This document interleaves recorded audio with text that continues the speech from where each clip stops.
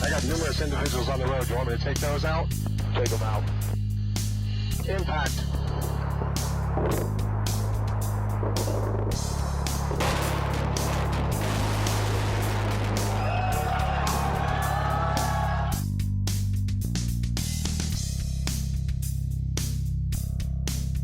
I got caught up in terror charges because I went paintballing. We got arrested 1st September 2006.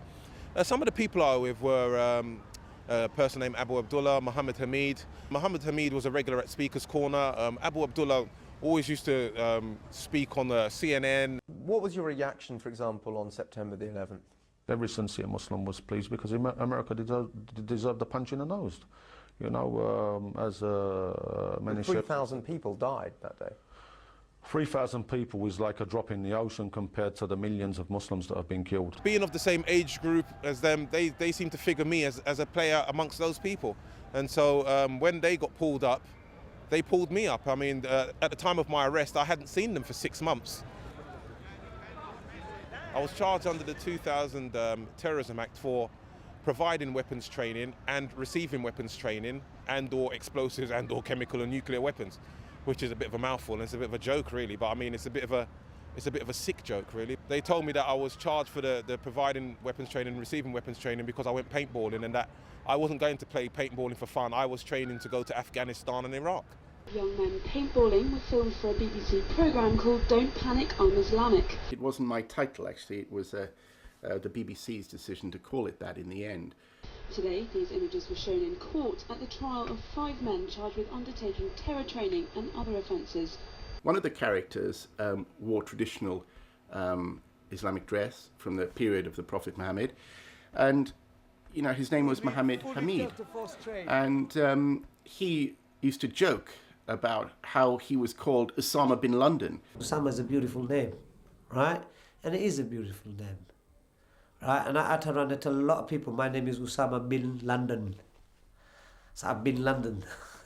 We filmed the paintballing, and the whole joke was that this appeared like terrorist training. To my shock and horror, this footage was used by the prosecution to claim that Mohammed Hamid was leading a group of terrorists in Britain. I still don't actually know. MI5 obviously found it serious. Yes, but I'm not sure what skills that one gains on a Sunday afternoon paintballing can be applied to, for example, putting bombs on the underground. You know what happened on the tubes? Right? How many altogether? 4 people, shaheed. Allah wa alam. I have to say this as well. But 4 people got shaheed. Right? How many people did they take out? 52. That's not even a breakfast for me. 52 dead on the London Underground, that's breakfast for me. That is a pretty worrying sort of statement, isn't it? Well, I mean, I think if he's committed a crime, certainly it's one of bravado and hubris. He rather regarded himself as someone of quite importance within this group. But I think the reality of this, and I think what is of the most concern today, is that British Muslims will feel that if they speak their mind, because after all, what message was so dangerous? The message that he was criticising British foreign policy in Muslim lands, that if you actually have that message and if you speak openly about that message, you're in danger of ending up in jail. Now I think he was sentenced to a minimum of 7 years in jail. Now I know he's not a problem. Is his mouth big? Yes. Is that how he is? Yes. Is he a terrorist? Definitely not. And a lot of people know him, and a lot of people know his situation. And I feel for him and his situation, but all I hope is that he holds his head up and does what he needs to do and gets back out to rejoin society, because I know that there is love in his heart. I can understand part of it because they've been force-fed a diet in the media of Muslim extremism, Muslim terrorism, Muslim this, and that these people are on the streets, and so I can understand that somebody's going to be arrested. But it's a real shock when you're the one that's arrested.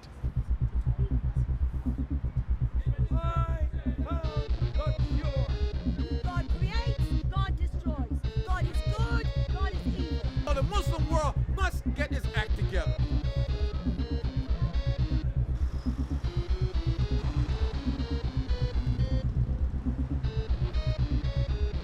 The atmosphere of fear that has been created successfully by the government, using very carefully, very skillfully, the media and the public have all been turned to believe that the threat of terrorism, and I've sat with some chiefs of police in West Yorkshire, for example, and other places, where they have said blatantly to the people sitting there in the middle of Bradford or Leeds, that you, as the audience, are facing the greatest threat of terrorism this country has ever had.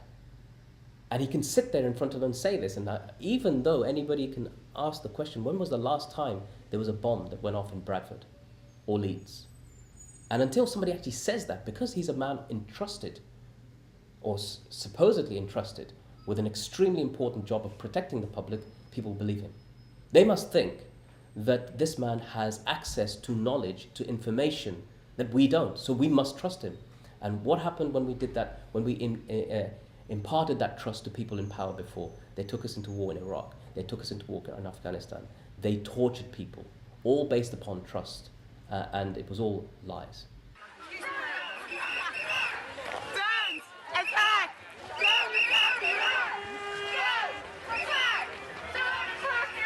A million plus marched on the streets of Britain, which is unprecedented. British people have never marched in that number for anything, and the government still refused to look at what it was doing.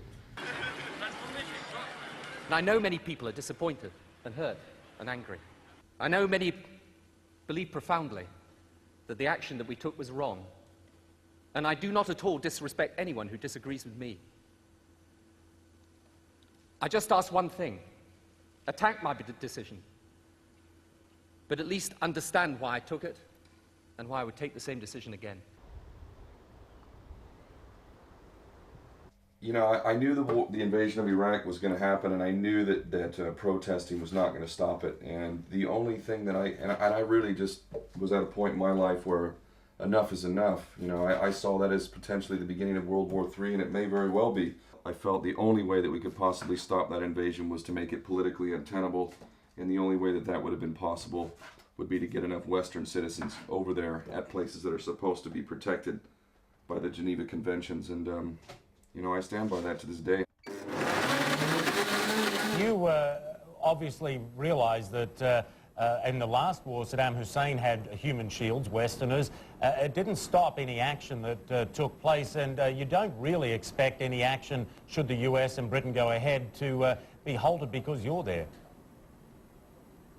Actually, I fully do. In fact, I understand that we, the people, have the power to take back our governments and have them truly represent our interests. We are going to be down there in the hundreds at the least, if not thousands, and I have called for a massive migration to Iraq, and the response that I'm getting is incredible, nothing short of a miracle, and I would be amazed if we have less than thousands. Was it successful? In its big goals, the Human Shield action was not successful. If it was successful in anything, it was protecting 6 sites that were not bombed during shock and awe, which was a pretty significant achievement. But more importantly is the hope that people will realize that we do have immense power. If we use it, exercise it, we can achieve anything we want, including the end of war. As a father, it's even more clear, if we have any one responsibility in this world, it is to hand over this world in a better state than we inherited it.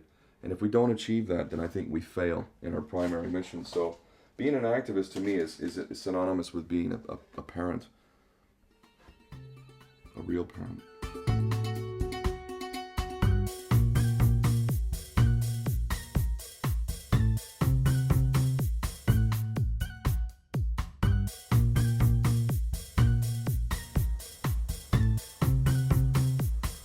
These were actually taken in Iraq. They were under the camouflage netting. That uniform wouldn't fit round his arm when he died. He got quite a good build, so that was him in his uniform. One of the things he used to say to us, almost every time he came home, well, you can sleep easy in your bed because we're protecting you, we're guarding you, so you don't need to worry. And when he went to Iraq, he believed that there was some sort of threat to this country, and when after he died and I got involved in this campaign and I found out the things that were happening, that's when I found out that it were a lie, but luckily Sean died believing that we were defending his country. At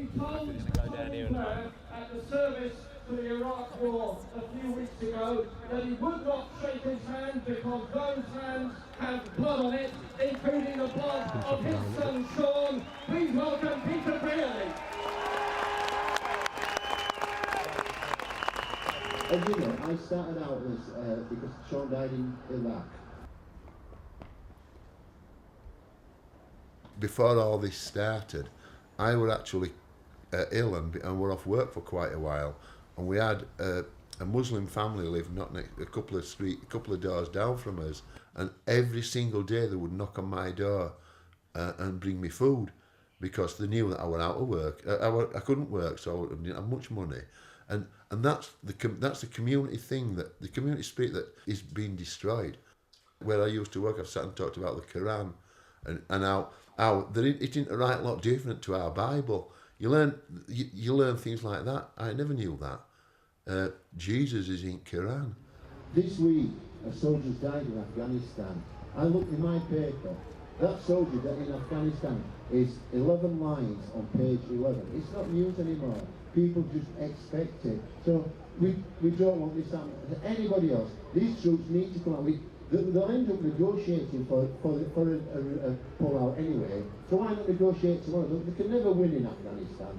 It's an unwinnable war. So bring the troops out tomorrow. Thanks everybody for coming out. We've been to a memorial service. Everybody had been given a A4 size booklet, the service order with all the hymns and everything in. And the back 2 pages were all the soldiers who died in Iraq. And Tony Blair were actually signing autographs from them. So I went across and I said to him, Mr. Blair, and he turned around and put his hand out.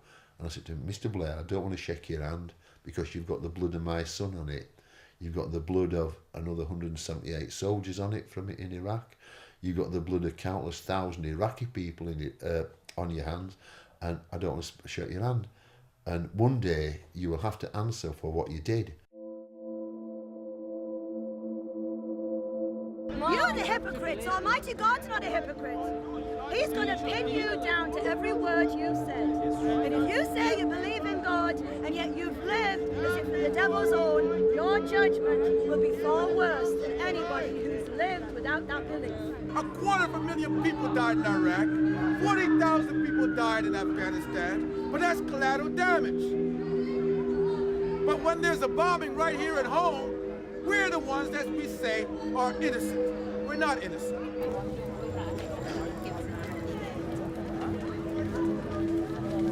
Our war on terror begins with Al-Qaeda, but it does not end there. It will not end until every terrorist group of global reach has been found, stopped, and defeated. Sitting there, you're south of the river at the moment, but you're miles away. All right, well, let's just do your best, would you? Have you got a sat-nav? Do you know where you're going? Yes, of course, yes, I do. Okay. Cheers, thank you. Much. What's up? You late? Getting a bit berated there, brother. Sorry about that. You late, Ken? Yeah, London traffic. Here you go. What's the interview about? What are you expecting from this Panorama thing? Why did they want to speak to you? I'm a person of interest at this point. You know, I had a role in disarming a couple of Israeli commandos, and I've been specifically named by the IDF, the Israeli Defense Forces, as a terrorist. And I think they'll probably ask me some questions regarding that and how the attack occurred and so on and so forth. Panorama does some pretty good programs, but I've also seen Panorama do stuff where the propaganda it's intelligent propaganda. It's very, very clever oftentimes, but not necessarily a great testament to the truth. Murderers. Of course, this is nothing compared to what others have gotten. Palestinians get this every day. The war on terror is a farce and an insult to the intelligence of all of us who want to see a better world. The idea that you could somehow carry out wars of aggression halfway around the world, killing people in mass, and somehow solve the problem of terrorism is a farce, an absolute farce. Of course, we, in fact, by carrying out the so-called war on terror, are recruiting more people to violently resist than any other single thing we're doing. And if you understand the world the way I do, you realize actually that's the goal. The goal of the war on terror is to not only create more so-called terrorism, but justify your own state-sponsored terrorism.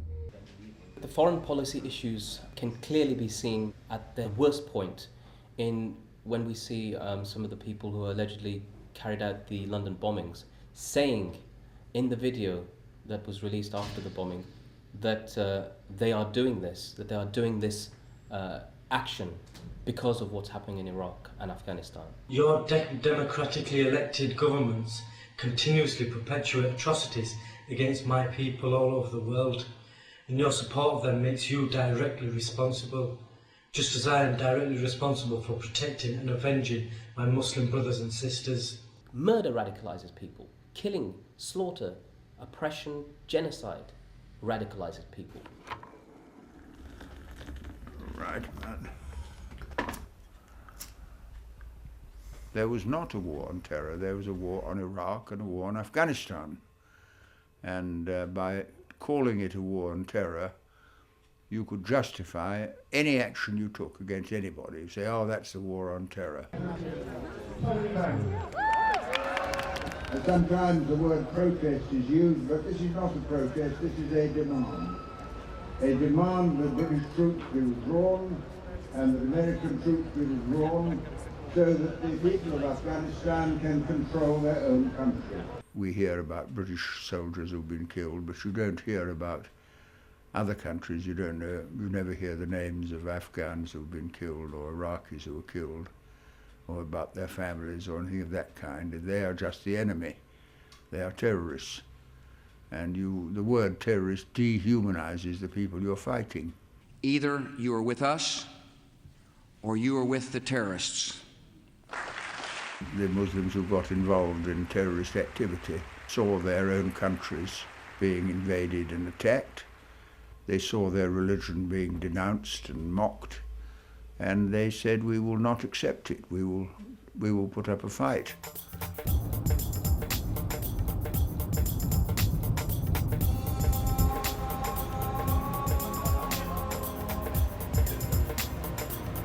When I seen on TV, right, Muslims suffering in Iraq, Muslims suffering in Afghanistan, Muslims targeted in Palestine, Muslims targeted in Pakistan, Muslim in Chechnya. So I was thinking, hold on a minute, why? I mean, I'm a Muslim, so I was thinking, hold on a minute, why is our religion being targeted all the time? You know what I mean? So it got me angry, and I'm thinking, you know what? You know, this agenda with the West with Muslims. So it kind of like, you know, it got to me, and it kind of built a desire in me to find out what's going on and do something about it. Okay, these are kind of murals we've got in our communities. It says Free Gaza, and it's got the Palestinian flag there. And on the left-hand side, you see a child throwing his shoe at Israeli Apache helicopters who are bombarding his house. We feel the suffering of the Palestinian people. I mean, from what we've heard and what we know a little bit of, the people are suffering there. So what we want to know is why they're suffering and what is the Western world doing about their suffering, you know, and we want to cause more and more awareness to people. That mural is not only for Muslims, it's for people, non-Muslims as well. Some of them I don't even know, they only see what they see on TV, you know, what the media tells them.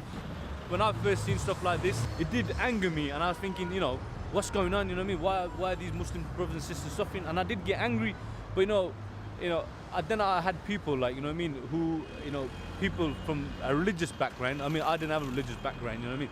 I was just a stupid wild kid on the street who thought, yeah, what's this, what can I do about it? Well, alhamdulillah, when I sat in the groups, you know, practicing Muslims, right, and they told, you know, the way they showed me this picture, I understand it from a different level, you know what I mean? My religion does not promote violence, you know what I mean? My religion does not say, go out there and kill people, you know what I mean? I was working, I left my work and everything, and I went there just to see what's happening in Gaza. And when I see with my own eyes, you know what I mean, the way people are suffering there and the way everything is happening, and it made me realize that, you know what the media completely tells you is not true, you know what I mean? And who's suffering there, it's not Hamas, it's not no terrorist group, it's the average, you know, people living, you know, normal people living there, trying to live their normal lives, like mothers, women, children. I've seen loads and loads of children there out on the streets, you know what I mean? You know, with no clothing, you know, barely clothing, you know. And when I did see this happening there, it did upset me, and I want to do something about it. How you been doing today? Alright, not too bad. Alhamdulillah. £100 first, sort of thing. That's good, man. Alhamdulillah. From the shop, we want to raise money to fund orphans. We want to raise money from the shop to fund widows. We want to raise money from the shop to provide clean drinking water. We want to rebuild houses and stuff like that. Basically, just every day-to-day need and requirements of people. That's what we want to do. One of the main forces that has been used by politicians, and the media have lapped this up since 9/11, is that the West is somehow under threat from Islamic civilization, that there is a great sort of risk that our lives, in London is somehow under threat from sort of the Taliban, that somehow they're going to enter London, force my wife to wear full veil, somehow my whole life will be radically changed. In fact, that's one of the many big lies, as I call them, of the post-9/11 era, because really it's Muslim civilization that is under threat. It's being undermined by the West, the power of the Western media, of MTV, the Western militaries that are occupying Muslim lands, the Muslim leaders who have been corrupted and debased. Islam is seen as a dark, threatening, rather primitive kind of faith. That's the way it's presented in the British media largely. Those are the stereotypes. Even as something as so simple as a female head covering, it's seen as something linked to so many other things: violence, aggression, suppression of women. It's become something that seems to be sort of represent this whole global conflict and a clash of civilizations.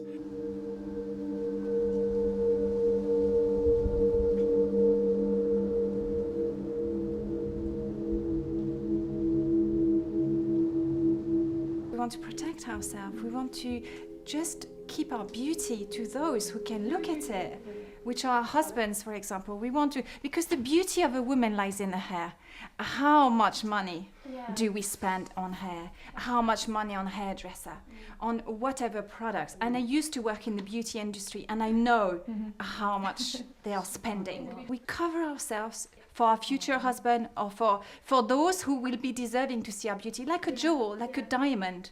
It's a reminder of God wherever you are. And if you're dressing like this, you have to look at your actions, because if you're sitting on the bus swearing and everything, people are going to look at you like, oh, you're Muslim and you're swearing like this. Why are you acting this way? A lot of people think when you wear the hijab, you become secluded from the world, and it's Yeah. not You have true. no life, yeah. You have no life, basically. Or you wear it inside. Some people have told me, do you wear that inside? A lot of sisters, I myself, I still go out with my friends, and then some of them are niqabis, and we still have fun.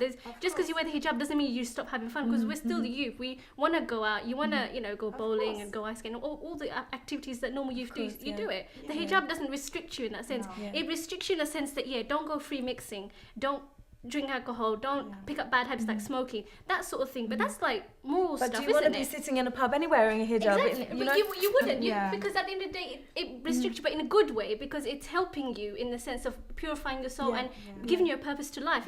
Every time I meet a sister, you just connect with them straight away, and you just got that common ground with them, and you know that when you're with them, you're not wasting time. You're not talking about gossiping and everything most of the time.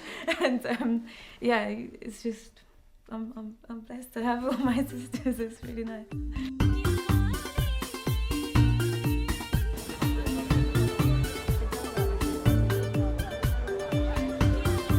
Many young people are turning to Islam or returning to Islam in various capacities. One might see that more visually with the take-up of the hijab or other types of overtly religious dress. The question of why this is happening has been certainly something that's fascinated me as a researcher and as somebody engaged with various communities, including the Muslim population of Europe. All religions are often places of rest and refuge. They also can be very empowering. They give senses of belonging, a higher level of meaning to life, which of course are very important within strange situations as the ones that we're in now as regards Muslim community and diversity. We see multiculturalism, for example, under a lot of attack from political levels.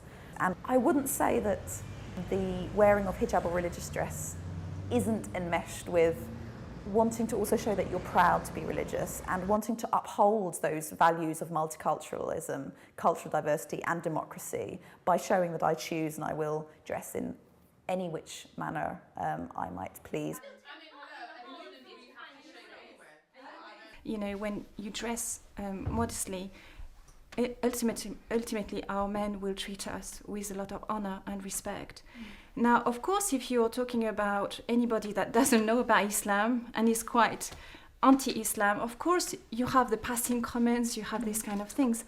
But overall, if you're naturally kind to people, if you try to say hello, to try to give your seat up in the bus, things like that, people will actually treat you like a normal person. They will actually don't see the veil anymore. I find it absolutely difficult to speak to someone wearing a niqab, and I'll be honest. Why? Because I'm the person. I'm the type of person. When you speak to someone, you need to see their facial expression.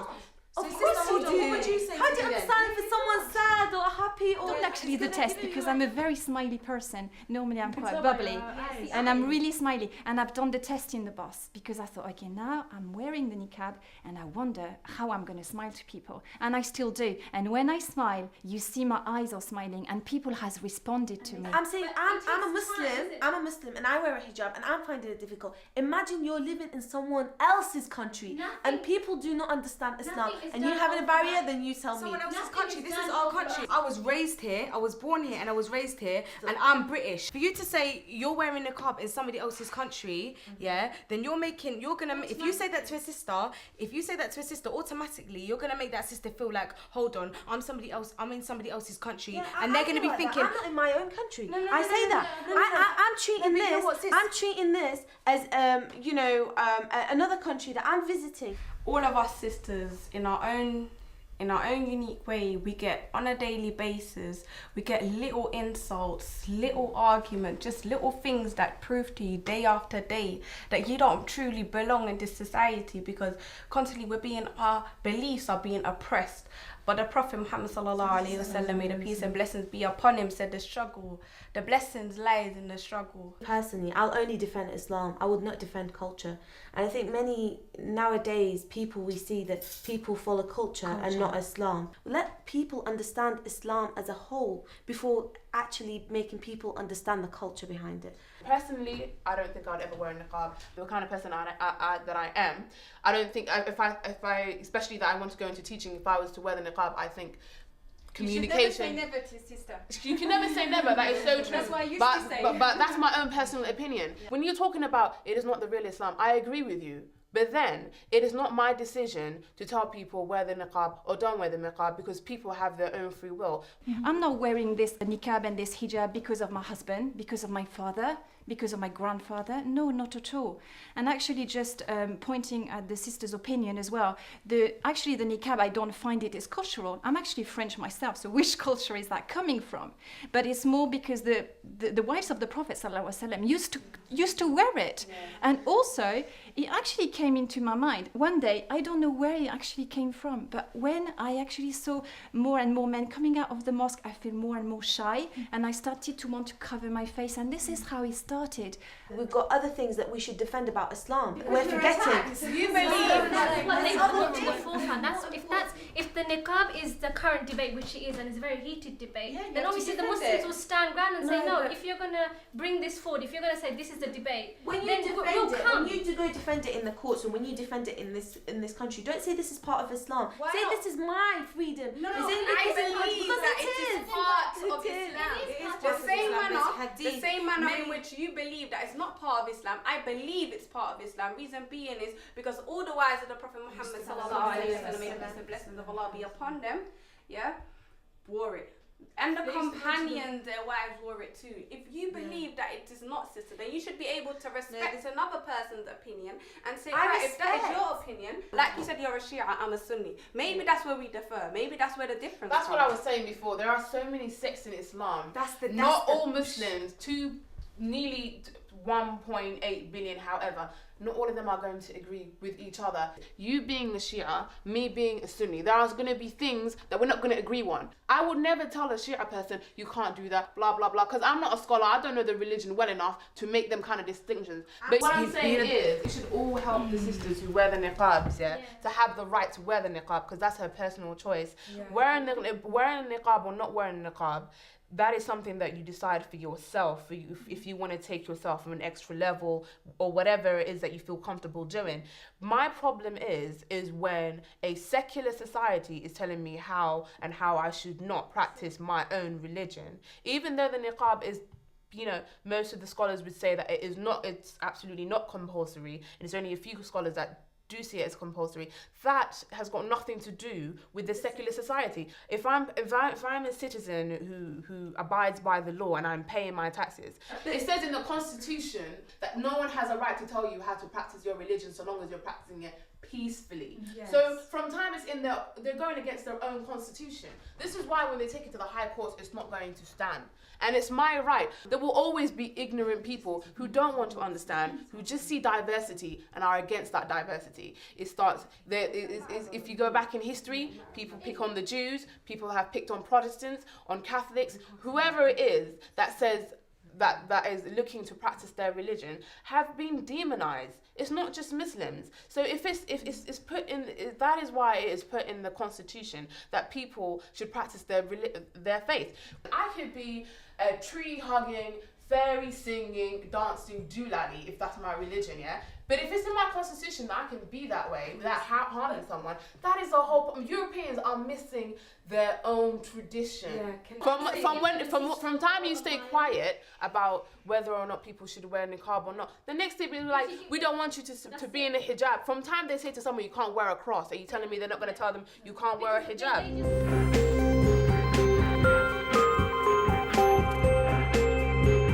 We started Islam Channel in 2004 after 9/11 and the war on terror, and suddenly Islam became the main topic in the media. We follow the newspapers, the media, what they write, what they say about Muslims and Islam. Here we ask the public to support our efforts, because we are free to air, so we can't have subscription. What we came up with a scheme of voluntary subscription, so people, they voluntarily subscribe to the channel, and we have thousands and thousands of people subscribing. I noticed we have a lot of women working here, and many people suggest in Islam that women should stay at home. You don't reflect that here in the station. Islam never said, there is no single word in Islam that says women stay at home. We are more than 200 people involved in the channel. Maybe half of them are women. Nearly also 50% of the senior management of the channel are women as well. We have Buddhists, we have Hindus, we have Christians, we have people of no faith working with us, and many of them are at senior level as well. There is Islam that was revealed to the Prophet, peace be upon him, and there is Islam that is in the minds of the media. So they have a frame and tick boxes. Box one, woman is oppressed in Islam. Second box, Muslims are not rational. Third box, Muslims are against democracy and so on. Fourth box, Muslims are terrorists and extremists and so on. So if anything that does not fit that box is not welcome within the mainstream media. So they are not bothered. They don't want to know anything about what we are doing unless someone says, Islam Channel did something extreme or Islam Channel did something, then you will find it splashed all over the media. I would rather just like that than... What about women in Saudi Arabia? You cannot define Christianity by what the IRA are doing. You cannot define all of Islam or what Saudi Arabia is doing. I used to live in Saudi Arabia up until I was 8 years old. And living there, I experienced that the Arabs have a very strict culture. I'm Somali myself, and Somali women before the civil war in my own country, even now really, they can go and come as they please. Like, they have their religion. They don't really listen to the men. They're very independent. You know, they love their husbands, they have their husbands, but the husband can't really tell them to do anything. But living in Saudi Arabia, where they follow the religion, but then after the religion comes this grey area where everyone's confused. I mean, is this really the religion or is this Saudi culture? And the more you investigate it, the more you realise Do you know this? I can't find this in the Quran and the Sunnah. Obviously, this must be just coming from you now. People see in Saudi Arabia, they say this is where the house of the Lord, yeah. So of course they're gonna say this is Islam. And when they say they restrict them from driving, of course they're gonna say Islam. That's what I've said. When they say they have to stay in the homes and look after kids, they're gonna say it's in the Islam. We understand the ism because we understand the Quran, we understand the Sunnah, we understand the Islam itself. But these people who are not educated do not understand it whatsoever. All they have is media. How can someone know if I'm oppressed or not if they're not in my shoes? It really, really, really aggravates me that a so-called specialist in Islam, who might be a white anthropological female or whatever, a professor of Islam, will come and sit there and say, you know what, I believe the Muslim women feel this way. Why don't you ask me? I'm not alive, I'm not a dinosaur. Hello, I still exist. Do you know what I mean? You don't need to go to an historical archive to find out how I used to live. I'm right here in front of you. Why don't you just ask me? The banning of the burqa is just another blatant exposure of the lie of freedom that we have. If we are free, then why are we threatened by other people's cultural values and way of living their lives? We can get into political debates as to whether or not women are being oppressed, and there is no doubt women have been oppressed in Western society and they are oppressed in non-Western society. However, it's not our business to tell someone else what to do in their land, and as far as wearing a burqa is concerned, there are much more important problems in our world than focusing attention on that. It's a diversion from more important matters. We need to focus, and the focus, in my opinion, should be human rights, and we should start with Palestine. Hi, Alice. On the way, but boy, oh boy, we're over a half hour away.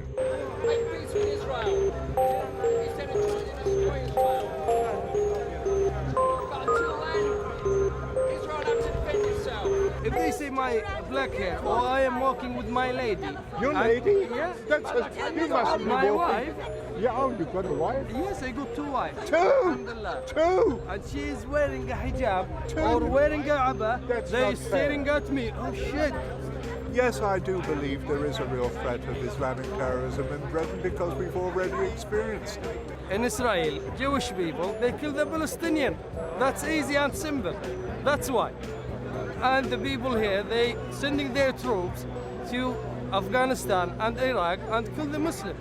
And maybe crazy man here, he don't have a mind, he will do bad things. They read all sorts of rubbish. These people are just brainwashed by Islamic idiots. Every action, there is a reaction. That's a symbol. If you hit me, I hit you. Oh. That's it. That's answer your question. We're friends. Look at this.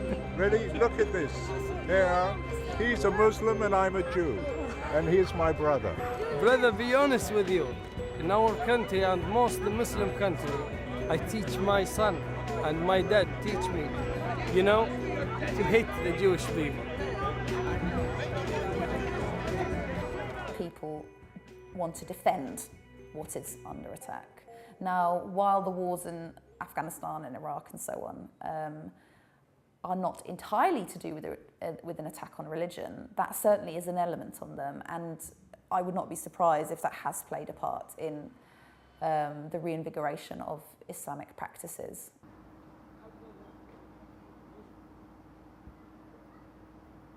Pakistani tea cup. Is it English? Yeah. I don't know how to make a Pakistani tea, brother. What, this one? See, and this shows that it's not just women that do stuff around the home. Allow it. I reckon between the year of maybe 2003 to 05, maybe a lot of people came to Islam around this area, as in South London, because a lot of maybe people who were looked up to in the streets became Muslims, and so they thought, okay, this man used to be on this thing, he's on this thing now, so I'm down with this. Well, a lot of young youths who came in at that time, they kind of brought not the faith into disrepute, but there was a lot of thing about the Muslim boys. There ain't no Muslim boys. There ain't no gang called the Muslim boys, but What about the media? The media suggested there was. Yeah, the media said there was Muslim words, but that's because a lot of gang youths or people who used to be in gangs were converting to Islam, and they still had the gang culture. At that time, there was the war in Iraq, the war in Afghanistan. Our interpretation at that time was we're in a state of war. Okay, so certain things for the non-Muslims are halal for us, lawful for us, such as money, women, even their blood, according to how we interpreted it. We thought if we're cleaning up the streets, we'll get a drug dealer, maybe take his drugs, throw it away, get the money, give a certain percentage to the mosque. Is that where they got their money from? Give a certain percent to the mosque and then split it amongst whomever, and that's lawful for you to do. But as you learn, these things was just misinterpreted, you know what I mean? These young Muslims these new Muslims I should say, it shows that there's a potential danger. Because they're vulnerable, they would listen to basically any Muslim. They could get fed the wrong information. And as you said, we used to do those bad things because that's how we interpreted it. Yeah. And that shows that Islam is not extremism, is actually the solution for it. Because the fact that these people didn't study Islam, they came up with these extreme views. Yeah. But when you actually studied the real Islam, then they got rid of that extremism. If you're going to abuse someone consistently, if you're going to take away their right to live a normal life, you're going to take their food, their shelter, you're going to abuse them, you're going to try and enslave them, right? Then obviously they will react, and that reaction is some tools that people use. Yes, it's wrong, but can you blame them? You don't blame them. You don't say it's right, and you don't say this is part of Islam. No, it's not right. Definitely not. From when, like we say, we go back to the Quran, and if it says, and Allah Subhanahu wa Taala says, it is wrong to kill yourself. It is wrong to hurt others. Like the sister said, the old, the poor, the young. Do you know what I'm saying? As the whole of humanity. And if you kill one person, it's like you killed the whole of humanity. They get these brothers who have no knowledge of Islam, who they make them feel guilty that they haven't been practicing their religion, that they've gone off the path, that they tell them, look, you've been bad for so long. The only way you're going to be excellent, go from zero to hero, is if, be a saint, literally, is if you go and commit suicide and take as much non-believers with you. That's what they do. They don't go to the brother who's practicing the religion, who knows right from wrong. They go to the brother who's in the student union bar and is drinking, and they go, brother, look at you, look how you've lowered yourself. Make him play on the emotional strings, to the point where that person feels that they have no self-worth in front of Allah, that all they can do is go to jihad. Most Muslims, new Muslims, all they're concerned about is my faith is weak, and when my faith is weak, I'm doing bad things, I'm displeasing my creator. I need to increase my faith, and this is one of the reasons why we get together as well. It comes up now and again, we might be sitting there watching TV and the news comes on and something was going on, then conversation comes up. We don't sit and plot and plan like that about these things. But they do say, like this would be a classic sort of cell, if you like, because this is how they say that these groups operate in groups of 4.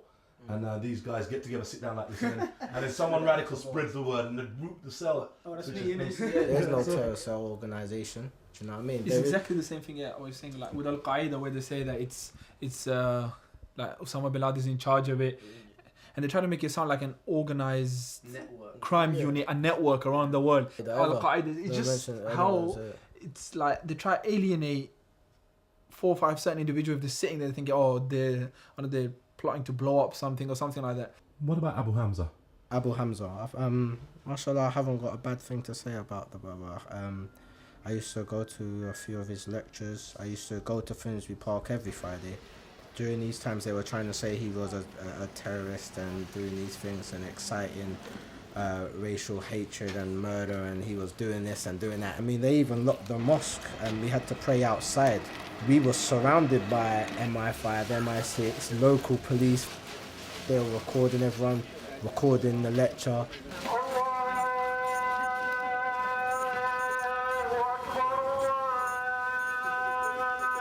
I saw Abu Hamza being used to sell this war on terror. So that led me to Finsbury Park, where I was basically filming for 3 years. There was a moment that everybody knew that Blair and Bush were going to go into Iraq, and at that sort of moment, I knew that it was a choice for me between. I was squatting at the time. I was leading a very unstable lifestyle, and it's a choice for me between just lying down stone watching bombs drop in, or trying to film what I could where I was and to try and do something. They were very, very insular, very, very separated, dangerously separated. But I was there to. I felt like I was there to help. In some ways, just help British people not wanting to blow up. This is in effect the front line in the battle for the hearts and minds of young British Muslims. The media in Finsbury Park, I really got that one by being there. That was really, really interesting because there was. You can't explain how much there was a conspiracy of hate between the media, who thought that the Muslims were terrorists, and the Muslims who thought that the media were Zionists. And there was me jumping around in the middle with my little camera, looking for an absolutely non-existent peace process. The vast majority of Muslims will find Sheikh Ahmed preaching today deeply offensive, especially... They were doing pieces to the camera about what Abu Hamza was saying before he said it. Dan, has he said anything you understand in English yet? He actually hasn't said a word in English yet, and I'm sure it's going to be deeply offensive when he does. Do you speak Arabic? I didn't think they were deliberately twisting things, but one thing that never got across was Hamza. He always said that he didn't agree with suicide bombing in this country. I thought that was negligent not putting that on television. We cannot support those who are ignorant and try to vent themselves using easy target, vulnerable target, which they have nothing to do with the war. They don't even know what the war is about. They just want to stop war for the sake of war, which we can respect that and endorse that.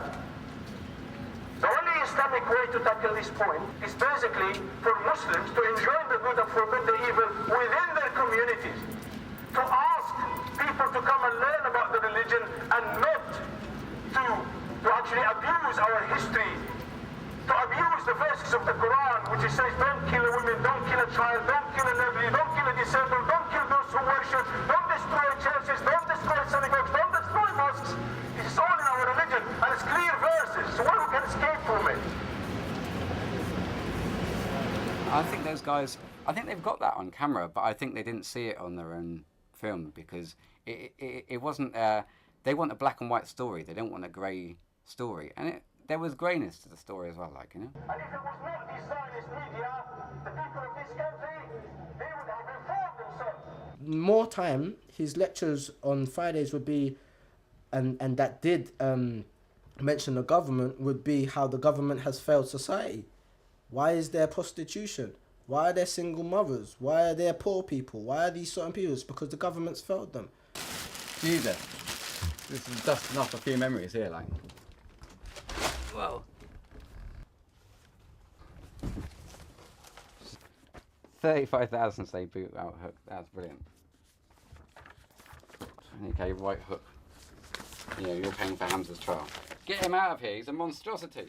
I sat through the whole trial, and Hamza was tried on things which he said in the context of Bosnia, but he was judged in the context of 7/7 because 7/7 happened a day, 2 days into his trial, and his trial was put off for a few days, and they started it again. And everything which they dragged out from, which he'd said in the 90s, was in the context of Bosnia, when Muslims were getting killed by Serbians. He was found guilty based on that, like, you know. I mean, who he was, I don't know. Whether he did these things, whether he said on the street not to blow up, and then behind the scenes was saying to people, kill them all, I don't know. But those journalists who've made a lot of money reporting him, they don't know either.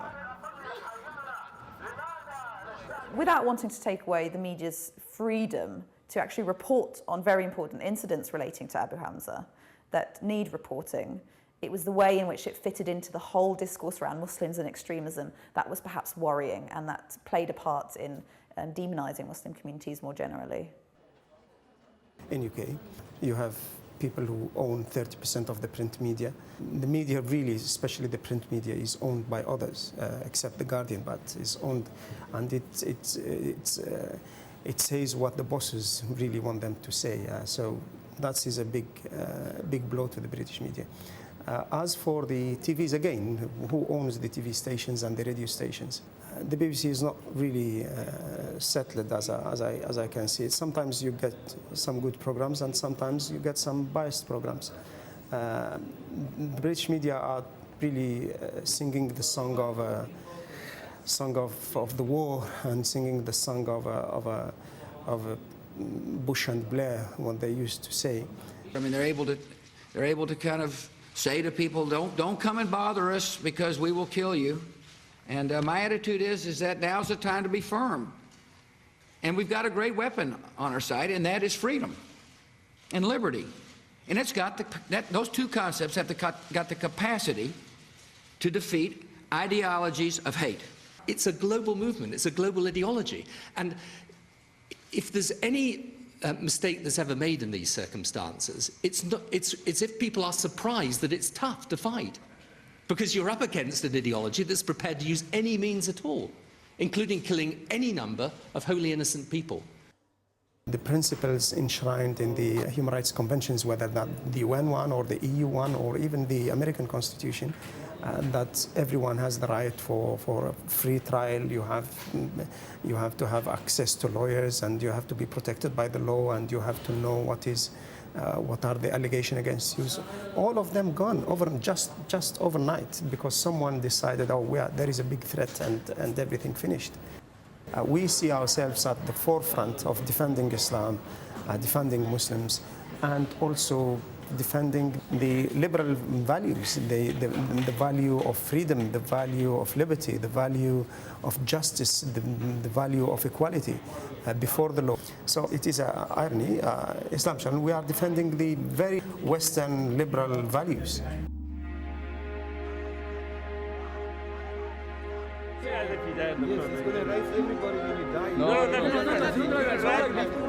But the hadith and Quran is the same. Hadith, Muhammad sallallahu. I'll tell you what. In the Quran, it doesn't tell you to perform Hajj, not to perform Salah. I've got to answer for you. Okay, sure. So how do you perform the 5 times Salah according to the Quran? Everyone calm down. It's going crazy. Yes, because I believe in the Quran so much. Believe in the Quran. We have to believe in the Quran. Yes. Allah says in the Quran. I want to give an answer to what you said. We are demonized and vilified, and let them call us what they wish. They call us mad, they call us, extremists and fundamentalists. Those are the very labels which were leveled against the prophets and the great people of the past. So, I'm very proud to have those labels, and I will wear them as medallions on the Day of Judgment. Let's look at some of the comments that you've made or purported to have made. You want to see a mosque on the site of Buckingham Palace. You want to see an Islamic flag flying from 10 Downing Street. People who drink in pubs should be flogged. Are you serious? Yes, we did say that many of the institutions and many of the kind of buildings could have an alternative use under Sharia. For example, Buckingham Palace could be a mosque. It needn't be, definitely a mosque, but it could be a mosque, it could be a hospital, it could be a place to, for people to have refuge. Similarly, there'll be no alcohol, therefore pubs will be prohibited. But you could have libraries instead. He loves people filming him, doesn't he? And he'll just say things, but I don't think anybody on MI5 thinks he's a threat, do they? Otherwise, what's he still outside for? Why is he still out? He's a rent-a-quote, isn't he? He makes some very outlandish statements. Do you actually believe he believes these statements are mosquing about the site of Buckingham Palace and all that jazz? Oh yeah, totally. Everybody, all of them believe that Islam. It's written in the Quran apparently that Islam is going to be the dominant religion in this country or in the world. They all absolutely believe it. I'm sure they do. Sometimes we have to take it as a joke what he says when he says I want a khilafah or I want to establish Sharia here in UK. We have to take it as a joke. We should not take these people serious. Similarly, if Nick Griffin says Britain is going to be free of Islam, no Muslim in this country, he's dreaming. Alhamdulillahi Rabbil Alameen. مالك يوم الدين إياك نعبد وإياك نستعين غير المغضوب عليهم ولا الضالين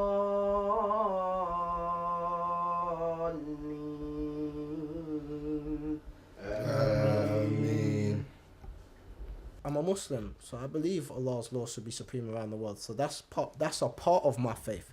Do you understand? That is in my belief system. That's in my heart, that there is no better law, no better governance on this earth except for my Lord's. Do you understand? So that's embedded in me anyway. I'm not gonna try and go to the police station and say, hey, what are you doing, man? Sharia law here, let's do this thing. I'm not doing that, but this is what I hold in my heart, but that would make me a terrorist. Do you know what I'm trying to say? And if you try to promote that. Yeah, if I try to promote it, and even by inviting people to Islam, and then showing making them see the way that I see, how the law can then all of a sudden I'm an extremist who's building up a terror cell. Muslims are law-abiding citizens, so it's not a question of obedience of law when you're living in this country. The question that the British society is demanding and is asking of the Muslims is, where does your loyalty, where does your values, and where does your allegiance lie?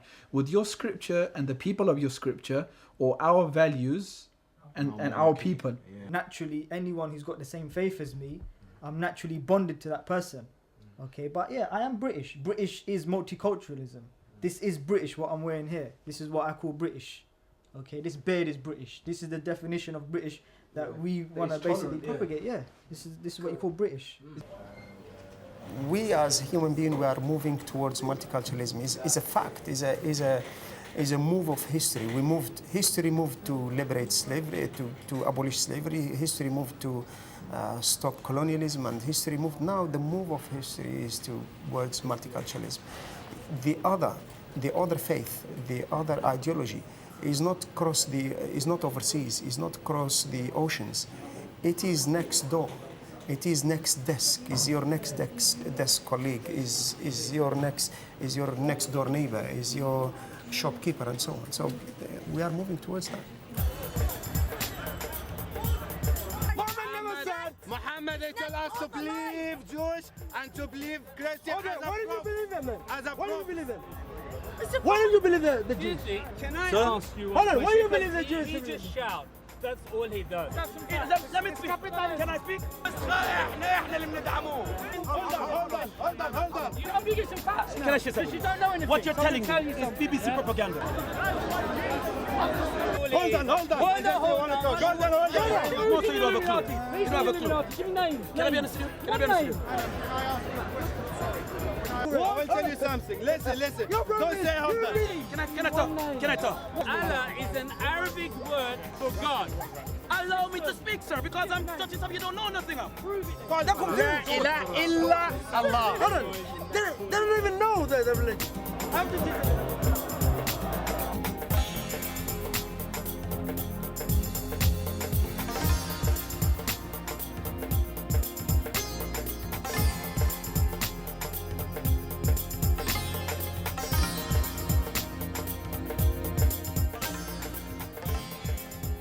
Panorama was on a couple days ago, Monday, 3 days ago, and I can't say I'm surprised at all. Here's BBC's website, their Panorama program. They're really hyping up the activists wanted to be a martyr angle, almost like we deserve what we get since we wanted to die kind of angle. On the night of the 31st of May, Israeli helicopters hovered over the Mavi Marmara. The flotilla had ignored warnings to turn back. Drama on the high seas. Commandos storm a ship with hundreds of passengers on board. Dead bodies were piling up, people frantically trying to stem the flow of blood. They said it was a peace mission bringing aid to the people of Gaza, a claim disputed by the Israelis. They're trying to kill each and every single one of us, and we were just defending our lives. Self-defense or excessive force? What really happened that night? There was one thing that I made clear as a condition for doing the interview, and that was that they put in the program that we did release those commandos after we disarmed them. And that was always very important because I knew with that fact intact, it would be impossible to paint the picture that they did in the end. Me and another soldier found ourselves alone, and we just jumped off the bow into the water. All 3 Israeli commandos were rescued. I was there, they were completely surrounded. We actually took them out to the bow of the ship and let them go. One of our guys did get fired at while he was there, but we were taking him out there to let them go. I didn't trust the BBC, so I recorded clandestinely. And I know I don't have editorial control over this, but if there's any one point that I really... Well, it's the point about we didn't kill the commandos, Yeah, we had them in there. that's- That will be in, don't worry. yeah. That is important for us, because obviously they would say that they felt their lives were in danger, to which the corollary is, well, their lives could have been in danger, but we let them go. I think that's a very strong point. We let them go. It's a very strong point. That was a very important point because if we let the commandos go, it's impossible to make the argument that we were trying to kill them. Navy Commando 13 is on alert for more flotillas to come. The Battle of the Med isn't over yet. Jane Corbin reporting there. Nothing about the 800,000 children in Gaza who were suffering terribly under this blockade, the malnutrition, the UN schools that were bombed in the invasion. I mean, none of these things seemed to matter at all. You know, all we were doing was trying to conduct a political stunt, effectively.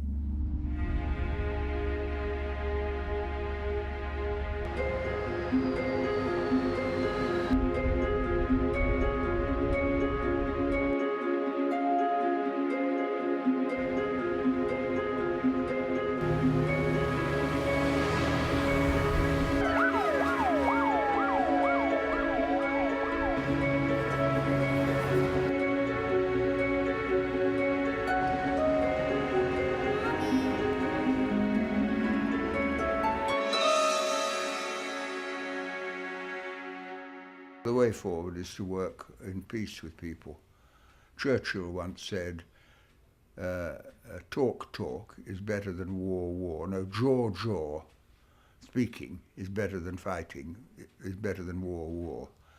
And if you look at Northern Ireland, there was the argument that the IRA were extremist, and then the problem was solved when you talked to them and negotiated with them. And I think that is the way in which problems of this kind have to be resolved. You have to talk to your enemy and try and work out a way of resolving the problems. And if you did do that, then I think you would not have been caught in this conflict. We do know how to proceed in this country. We know how that when you demonize somebody, and we demonized the Irish community, we didn't allow Gerry Adams' voice to be broadcast on the BBC. We said we will never negotiate with terrorists, and in the end, that's precisely what we did. We negotiated with quote-unquote terrorists. So the language has to change. It has already begun to change. People have said that we have to have a negotiated settlement in Afghanistan, which includes the Taliban. And if that's the case, that like it or not, as unpalatable as it may seem, as hard as it may seem, negotiations with people from Al-Qaeda are necessary for a solution. We see a movement within the Muslim community that is positively constructing itself as an integral and positive part of European and British society.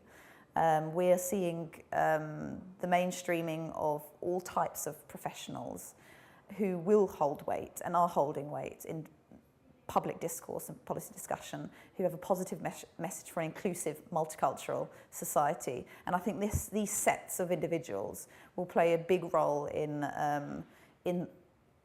bringing us on from now this worrying time post September the 11th.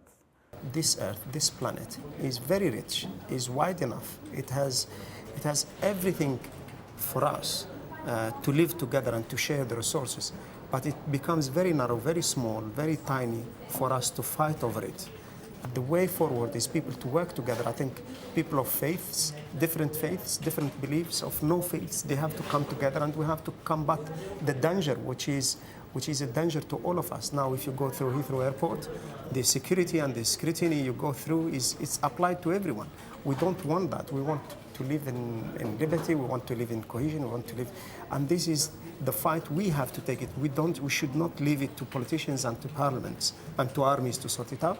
I think people from the civil society, from different faiths and no faiths, they should come together, work together. We have to identify, and we should not surrender to the myths and to the propaganda of the Rupert Murdoch media. The media can do one of two things. Either it can illuminate the world, either it can tell people about different cultures, different civilizations, it can actually inform people about this, or it can turn the light inwards and make people worried, make people fearful, make people xenophobic, make people feel that they're under threat from what's going on in the outside. And unfortunately, the British tabloid media does the latter. And there's very little, and I think increasingly little, media that does the former.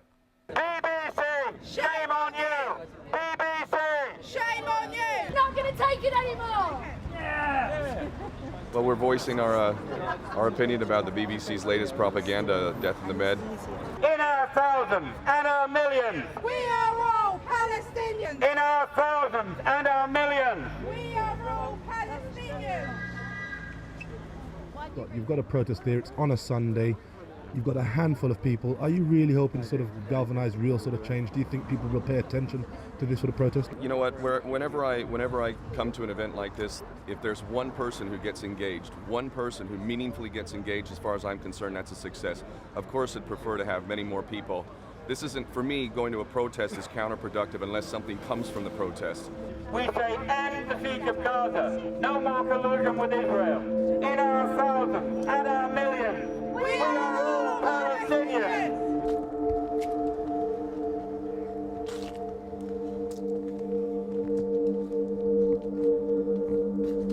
Oh, you're in a bit of a state again, Muck. This is Sean. Yep. Ladybirds. Quite often we come down and there's cans of lager and bottles of cider that have been left. They aren't opened. They just have a drink with them. I didn't want him to go back, but there's the job situation around here is diabolical, really. But he loved doing his job, and he couldn't get the same satisfaction here. Did Sean join the army because of the lack of work? No, it was something he always wanted to do. He wanted a uniform. I get angry because my son's life was forfeited for nothing. He should be here. He should be kicking his heels up. He should be looking after his son. He should be living his life. And unfortunately, he was cut short.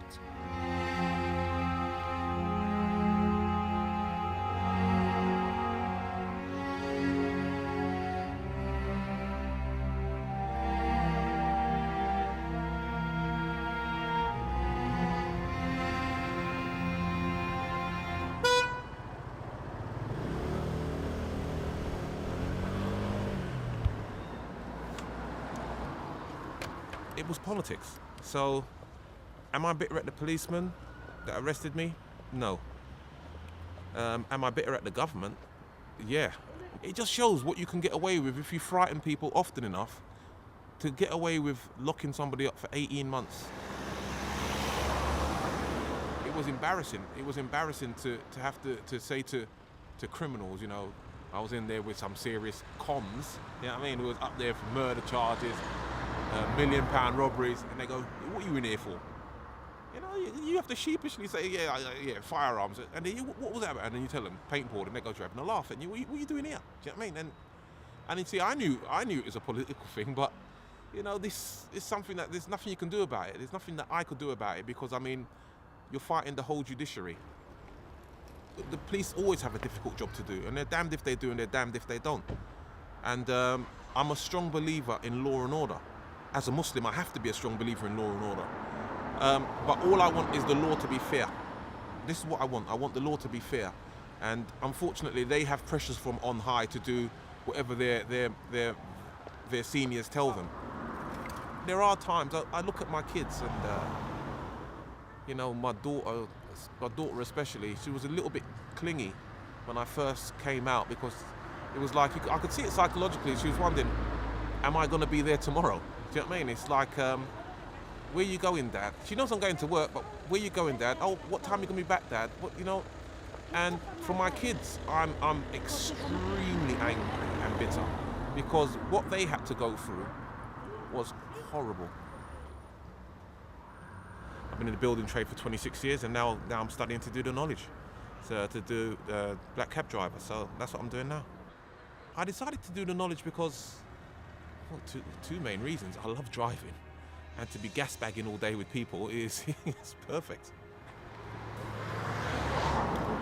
I'm a strong character, and so I've rebuilt my life by just doing what I've always done.